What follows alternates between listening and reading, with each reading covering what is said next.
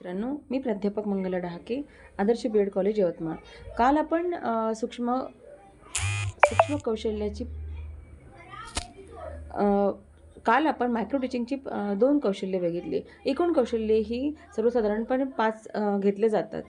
अ, प्रस्तावना कौशल्य, प्रश्न कौशल्य, स्पष्टीकरण कौशल्य, चेतकबोधक कौशल्य आणि 5वं म्हणजे फलकलेखन कौशल्य. तर काल आपण प्रस्तावना कौशल्य म्हणजे काय आणि प्रश्न कौशल्य ह्या दोन्ही कौशल्याचे महत्त्व आणि गरज काय आणि उपकौशल्ये कोणती, त्याज्य घटक कोणते आणि कशा प्रकारे ते घ्यायचं, तर ह्या गोष्टी आपण बघितल्या. तर आज आपल्याला तिसरं कौशल्य म्हणजे स्पष्टीकरण हे कौशल्य घ्यायचं आहे. यानंतरचे 2 कौशल्य स्पष्टीकरण, चेतक बदल आणि फलकलेखन. तर स्पष्टीकरण कौशल्याची गरज काय, स्पष्टीकरण कौशल्य म्हणजे काय, स्पष्टीकरण कौशल्याची कोणती उद्दिष्टे आहे, कोणत्या कृतीने स्पष्टीकरण केल्याने आपला पाठ प्रभावी होतो आणि कुठले त्याज्य घटक असतात, ह्या गोष्टी आपल्याला बघायच्या आहे. तर स्पष्टीकरण हा कोणत्याही अध्यापनाचा हा पाया असतो. तुम्हाला एखादा घटक विद्यार्थ्यांना शिकवायचा आहे, तर तो घटक मुलांना समजण्यासाठी तुम्हाला काय करायचे गरजेचे आहे, तर तो घटक समजण्यासाठी तुम्हाला तो एक्सप्लेन करणे गरजेचे आहे किंवा समजून सांगणे गरजेचे आहे. तुम्हाला एखादा मुद्दा पटवून देण्यासाठी, ते समजून सांगण्यासाठी ज्या ज्या गोष्टी उपयोगात आणायच्या असतात, त्या सर्वच आपल्याला स्पष्टीकरणात उपयोगाच्या आणायच्या आहे.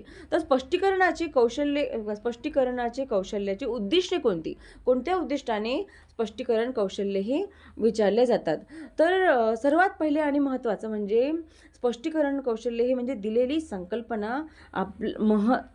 संकल्पना ही विद्यार्थ्यांना समजली पाहिजे, ते समजण्यासाठी स्पष्टीकरण हे कौशल्य आहे. विद्यार्थ्यांना जर मराठीची कविता शिकवायची आहे, पावसाळा शिकवायची आहे, आई ही कविता शिकवायची आहे, तर ती स्पष्टीकरण करण्यासाठी विद्यार्थ्यांच्या विषयाची संकल्पना स्पष्ट करणे गरजेचे आहे. त्याच्यानंतर प्राप्त पूर्वज्ञानाची सांगड घालणे गरजेचे आहे, हे सुद्धा उद्दिष्ट आहे. मुलांना त्याविषयीचं पूर्वज्ञान असणे जास्त गरजेचं आहे. जर त्या पूर्वज्ञानाशी सांगड घातली तर विद्यार्थ्यांचं स्पष्टीकरण, जो घटक तुम्हाला शिकवायचा तुमचं उद्दिष्ट आहे, तो मुलांपर्यंत तो पोहोचेल, अन्यथा त्याचा उपयोग होणार नाही. पावसाळा हे घटक शिकवायचा आहे, तर पूर्वज्ञानाची सांगड घालणे म्हणजे त्या ऋतूतच जर तो विषय घेतला, ती कविता घेतली, तर मुलांना जास्त ती लक्षात राहील. त्याच्यानंतर विषयातील विविध घटकातील कार्यकारण भाव आणि कारणमीमांसा स्पष्ट करण्यासाठी आपण स्पष्टीकरण उपयोगात आणतो, हे उद्दिष्ट आहे. त्याच्यानंतर उदाहरण आणि दाखल्यांचा उपयोग म्हणजे तुम्हाला जो पॉईंट शिकवायचा आहे, जो कंटेंट शिकवायचा आहे, त्यासाठी वेगवेगळी उदाहरणे द्यायची, त्यासाठी वेगवेगळे दाखले द्यायचे आणि त्याचा उपयोग करून तुम्ही मुलांना शिकवू शकतात. एक गणिताचं जर तुम्हाला एक उदाहरण द्यायचं आहे की 5 + 5 = 10, पण हे तुम्ही त्यांना सांगितलं, परंतु एका झाडावर 5 पक्षी होते. त्याच्यानंतर तिथे 5 जर 5 तिथे दुसरे पक्षी आले, तर ते किती झाले पक्षी छोट्या मुलांच्या उदाहरण, तर ते झाले 10. तर वेगवेगळ्या प्रकारचं उदाहरण देऊन तुम्हाला त्यांना समजून सांगायचं आहे. तर स्पष्टीकरण कौशल्याच्या उद्दिष्टांमध्ये उदाहरण आणि दाखले देऊन म्हणजे एक्झाम्पल देऊन आपण तो विषय स्पष्ट करू शकतो. त्याच्यानंतर स्पष्टीकरण कौशल्याचा उद्देश असा अजून दुसरा की तुलनात्मक विचार आणि अभ्यास करण्यासाठी सुद्धा स्पष्टीकरण कौशल्याचा उपयोग होतो. एखाद्या विविध विषयातील संकल्पना दुसऱ्या संकल्पनेशी कशा प्रकारे तुलना होऊ शकते, हा तुलनात्मक अभ्यास करण्यासाठी सुद्धा आपण स्पष्टीकरण कौशल्याचा उपयोग करू शकतो. त्यानंतर सुस्पष्ट आणि क्रमबद्ध मांडणी करण्यासाठी स्पष्टीकरण कौशल्याचा उपयोग आपण केला जातो. म्हणजे कुठलाही विषय असो, तो भाषा विषय असो, सामाजिक शास्त्राचा विषय असो की विज्ञानाचा असो, गणिताचा असो, कोणत्याही विषयाच्या कंटेंट नॉलेजचा घटकाचा सुस्पष्ट क्रमबद्ध मांडणी करून तो विषय विद्यार्थ्यांपर्यंत पोहोचण्यासाठी आपल्याला स्पष्टीकरण कौशल्याचा उपयोग होतो. आता स्पष्टीकरण कौशल्य उपयोगात आणून पाठ अधिक प्रभावी होण्यासाठी काय करणे आवश्यक आहे? तर सर्वप्रथम पाठाची सुरुवात आकर्षक व प्रेरणादायी असावी. स्पष्टीकरण कौशल्य अधिक प्रभावी होण्यासाठी पाठाची सुरुवात आकर्षक, अट्रॅक्टिव्ह आणि प्रेरणादायी असावी, जेणेकरून मुलांना अभ्यासात लर्निंग करण्यात इंटरेस्ट निर्माण होईल. त्याच्यानंतर शिक्षकाच्या बोलण्यात चढ उतार असणे गरजेचे आहे. जो घटक ज्या प्रकारे शिकवायचा त्या प्रकारेच त्यामध्ये शिक्षकाच्या बोलण्यामध्ये चढ उतार व्हॉईसमध्ये असणे गरजेचे आहे. देशप्रेम शिकवत आहे, तीच भावना, तेच वाक्य, तोच आवाज त्याच्यामध्ये असणे गरजेचे आहे. स्पष्टीकरण प्रभावी होण्यासाठी मध्ये मध्ये पाठ मनोरंजक होणेही आवश्यक आहे. आपल्या आवश्यक दैनंदिन जीवनाच्या अध्ययन अनुभूती त्यांना देणे गरजेचे आहे.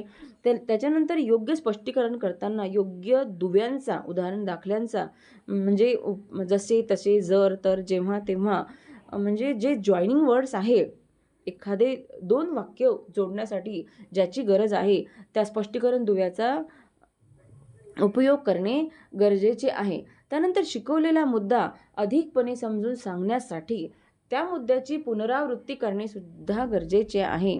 म्हणजे प्री प्लॅन रिपिटेशन आपल्याला करणे गरजेचे आहे. स्पष्टीकरणामध्ये उद्दिष्ट जे आपण घेतो त्या उद्दिष्टामध्ये शिक्षककृती, विद्यार्थीकृती आणि उपयोगात आणलेलं शैक्षणिक साधन, जे उद्दिष्ट आपण घेतलेलं आहे की विद्यार्थ्याला काळ शिकवत आहे, काळाचं ज्ञान असते की विद्यार्थी विविध काळाची वाक्य आपल्या शब्दात उपयोगात आणतो, हे जे आपलं उद्दिष्ट आहे हे स्पष्ट होण्यासाठी आपण शिक्षक कृतीमध्ये शैक्षणिक साधनाचा उपयोग केला आणि विद्यार्थ्यांनी ते निरीक्षण केले आणि उत्तरे दिली, तर हे आपलं स्पष्टीकरण, जे आपण पूर्ण शिकवल्यानंतर जी नियोजित पुनरावृत्ती असते, प्री प्लॅन रिपिटेशन, ते स्पष्टीकरणातच करणे गरजेचे आहे. आणि त्यामध्ये विद्यार्थ्याचा सहभाग घेणे जास्त गरजेचे आहे. विद्यार्थ्याचा सहभाग घेणे यासाठी आहे कारण आपल्या एकतर्फी हा संवाद नसतो. कम्युनिकेशन ही 2 वे असते, द्वितर्की असते. विद्यार्थी उत्तरे देतील, शिक्षक प्रश्न विचारतील, विद्यार्थी लक्षपूर्वक ऐकतील. जेव्हा विद्यार्थ्याचा सक्रिय सहभाग असेल, तो शाब्दिक असेल नाही तर शारीरिक असेल, तेव्हाच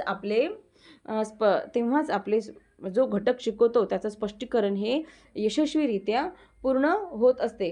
त्यानंतर स्पष्टीकरणामध्ये कोणती उपकारक कृती करणे गरजेचे आहे? कुठले?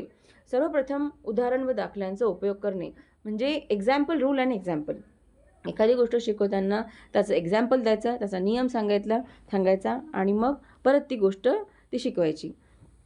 म्हणजे मोठ्या संख्येतून लहान संख्या वजा होते हा जो नियम आहे, पण याचं उदाहरण काय आहे? 10 - 5, म्हणजे हे उदाहरण झालं. एक उदाहरणार्थ, तर हा पहिला नियम स्पष्टीकरणाचा, उदाहरण आणि दाखल्यांचा उपयोग करणे. त्याच्यानंतर तांत्रिक शब्दांचा उपयोग करणे. तांत्रिक शब्द म्हणजे कोणते? संकल्पना, संज्ञा, डेफिनेशन, कन्सेप्ट्स, ह्या ज्या महत्त्वाच्या गोष्टी आहे या तांत्रिक शब्दांचा उपयोग उदाहरण आणि दाखल्यांमध्ये करणे. शब्दांचा अर्थ सांगणे, कठीण शब्दांचा अर्थ सांगणे, पर्यायी शब्द सांगणे, आकृतींचा उपयोग करणे, ह्या गोष्टी याच्यामध्ये येतात. त्याच्यानंतर चौथं, पहिलं काय? उदाहरण व दाखल्यांचा उपयोग करणे. दुसरं तांत्रिक शब्दांचा उपयोग करणे. तिसरं सगळ्यात पहिलं प्रारंभिक विधान, म्हणजे इनिशियल स्टेटमेंट की आपण काय शिकणार आहोत. वनस्पती किंवा संश्लेषण किंवा मग मराठीमध्ये पत्रलेखन, आई कविता, हिंदीमध्ये असेल तर आपण आज काय शिकणार आहोत, हे सर्वात पहिलं स्पष्टीकरणाच्या उपकारक कृतींमध्ये सर्वात पहिलं प्रारंभिक विधान. दुसरं उदाहरण आणि नियमांचा उपयोग. तिसरं तांत्रिक शब्दांचा वापर आणि चौथं स्पष्टीकरणातील दुवे. स्पष्टीकरणातील दुवे कोणते? पण, परंतु, किंवा, जर, तर, जसे तसे, जेव्हा तेव्हा, उलट सुलट, यामुळे त्यामुळे, म्हणून, अशा रीतीने, करिता, या हेतूने, अथवा, किंवा, परंतु, ह्या प्रकारच्या स्पष्टीकरणाच्या दुव्यांचा उपयोग केला पाहिजे.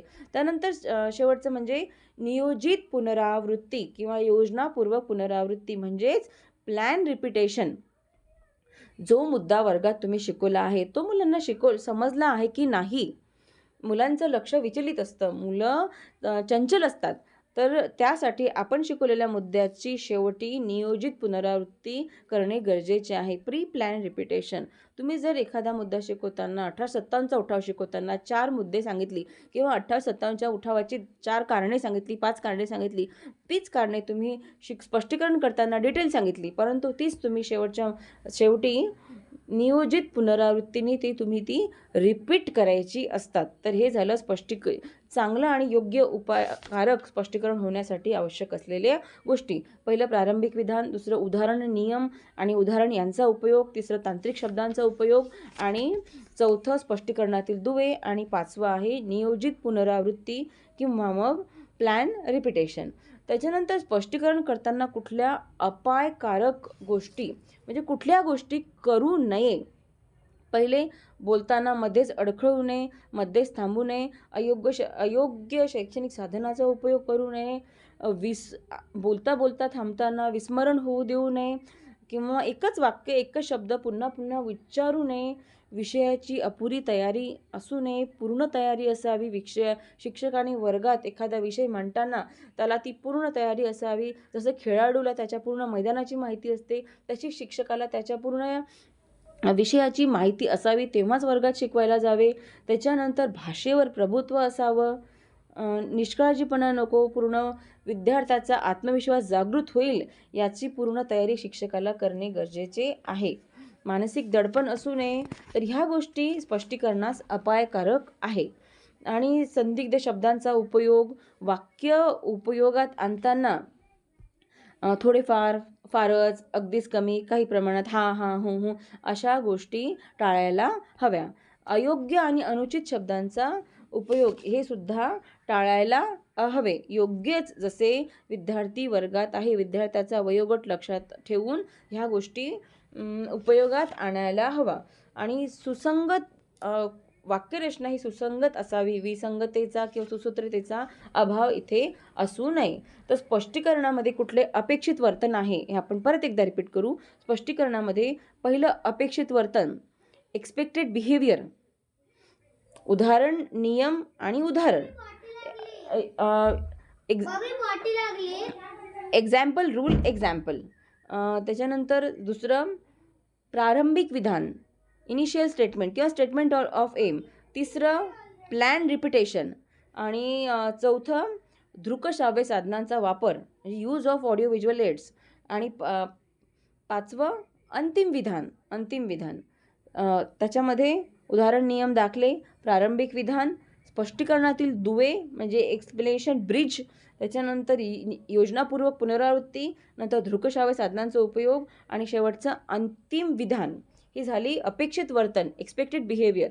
आणि आता त्याज्य वर्तन कोणते आहे, कुठले वर्तन करू नये. कथनातील ओघवतेपणाचा अभाव म्हणजे lack of fluency in speaking. त्याच्यानंतर सुसूत्रतेचा अभाव म्हणजे lack of organisation in speaking. त्याच्यानंतर संदिग्धता, क्लिअरिटी नसणे, अयोग्य शब्दयोजना म्हणजे इनकरेक्ट वर्ड्स. आणि लास्टमध्ये सुस्पष्टतेचा अभाव म्हणजे लॅक ऑफ क्लीनलीनेस. म्हणजे ह्या गोष्टी जर क्लिअर असल्या तर आपलं स्पष्टीकरण योग्यरित्या होऊन विद्यार्थ्यांपर्यंत आपल्याला जो घटक शिकवायचा आहे तो योग्यरित्या पोचल्या जाईल. स्पष्टीकरणात आपले विचार मुलांना मांडायचे आहे. आपल्याला टॉपिक जो शिकवायचा आहे कुठल्याही विषयाचा, भाषा विषय मराठी, हिंदी, त्याच्यानंतर इंग्लिश, गणित, विज्ञान, सामाजिक शास्त्र, भूगोल, इतिहास, कुठल्याही विषयाचा घटक शिकवायचा असेल तर स्पष्टीकरण करणे हे गरजेचे आहे. सर्व कौशल्याचा आत्मा म्हणजे स्पष्टीकरण कौशल्य आहे. एखादी क्रिया, प्रसंग, घटना, परिणाम, कार्य, विचार, प्रक्रिया, सिद्धांत, कल्पना, निष्कर्ष या सर्व गोष्टी जर कुठलीही गोष्ट शिकवायची आहे कुठल्याही विषयाची तर स्पष्टीकरण करणे गरजेचे आहे.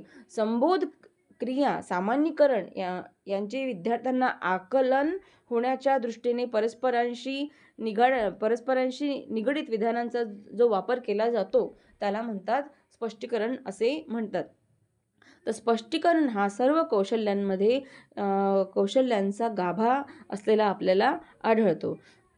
पहिलं कौशल्य प्रस्तावना, दुसरं प्रश्न कौशल्य, तिसरं कौशल्य स्पष्टीकरण, चौथं कौशल्य चेतक बदल आणि पाचवं कौशल्य फलकलेखन. तर आज आपण स्पष्टीकरण हे कौशल्य पाहिले. स्पष्टीकरण कौशल्याचे महत्त्वपूर्ण घटक म्हणजे पहिलं प्रारंभिक विधान, दुसरं उदाहरण नियम दाखल्यांचा उपयोग, तिसरं तांत्रिक शब्दांचा उपयोग, चौथं स्पष्टीकरणातील दुवे, पाचवं नियोजित पुनरावृत्ती, हे आवश्यक गोष्टी आणि अनावश्यक गोष्टीसुद्धा आपल्याला कोणत्या गोष्टी टाळायच्या आहे, कथनातील ओघवतेचा अभाव, नंतर सुसूत्रतेचा अभाव, संदिग्धता, अयोग्य शब्दयोजना आणि शेवटचं म्हणजे सुस्पष्टतेचा अभाव. हे झाले आपले स्पष्टीकरण कौशल्य. धन्यवाद.